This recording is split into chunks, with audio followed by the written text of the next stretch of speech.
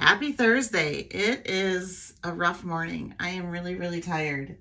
So don't have time for a shower because I overslept because we did a lot yesterday. I did a 2-hour conciliation conference for Peyton's IEP, and that was long. It was exhausting. And then she had another appointment I take her to last night, and then because she'd been working so hard, I let her stay out with her friends late, so I didn't pick her up until late. So that meant that I stayed out late too with her because I had to go get her.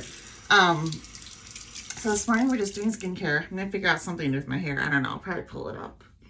But the IEP meeting was a lot. I've never done conciliation before. It's really interesting.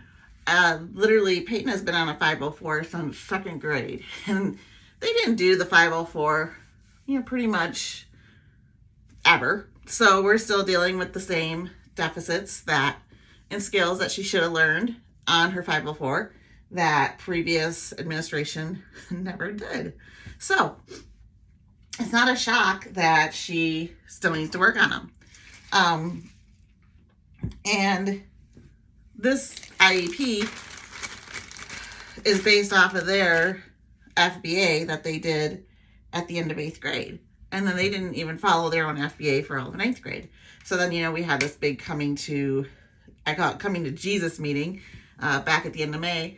And they finally aligned the IEP to match their behavior assessment with the skills that she needs to work on, which are the same skills the district has said she needs to work on for the last 7 years. And we made no progress because they have done nothing. So, am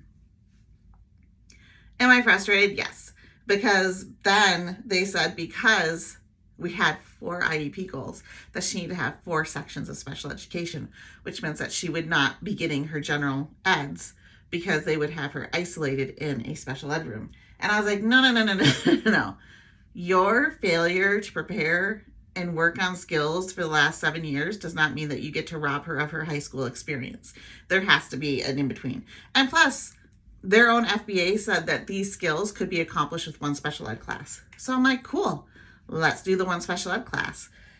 And the district was not in favor of that. They were really, really set on it needed to be 4. And we sat there and went back and forth for hours.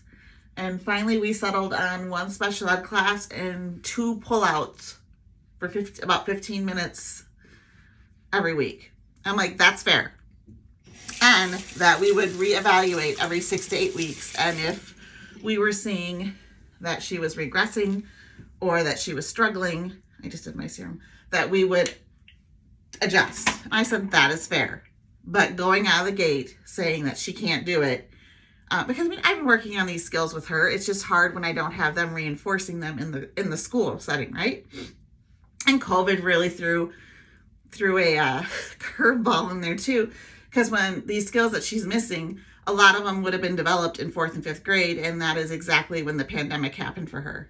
So sorry about that. My phone is running out of storage, so I need to take care of that. So we need to do the eye serum. I do not believe I did that. So yeah, I'm hopeful. I'm really hopeful that we're finally at a spot where we're going to see some progress, that Peyton is going to get the services she needs, and that we are going to have a better school year. So, but it's really sad that it has literally taken, I've been fighting for this since, I'm hopeful that we're going to have a much better sophomore year. So I'm going to finish up my moisturizer. And that was it for school. So I'm excited that we can have a really good school year. I really hope that it works out. I hope that we have the correct supports in place. But, time will tell.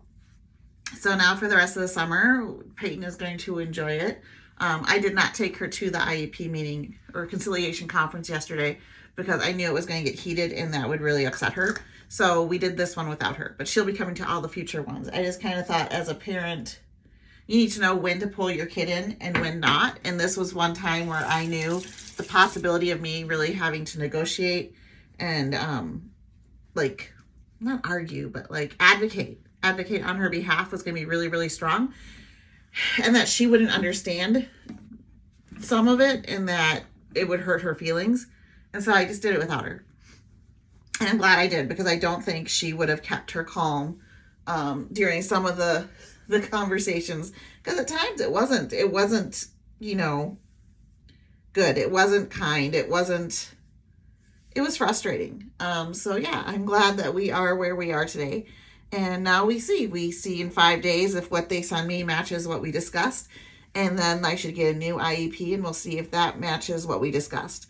Because too often that is what happens, is that by the time I get the IEP, they've forgotten what we've talked about and they've changed it to what they wanted.